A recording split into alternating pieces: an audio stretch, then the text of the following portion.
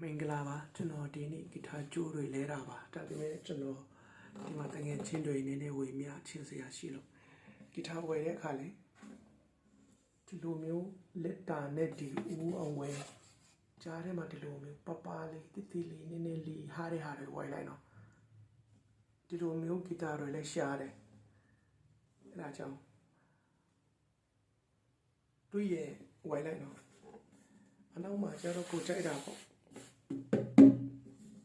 ဒါလည်းအရှိတော့ပါတယ်ဒါပဲကိုကြိုက်တာဝယ်ပါအဓိကတော့ဒီလက်တံနဲ့ဒီဦးနဲ့စက်နေတဲ့ဒီ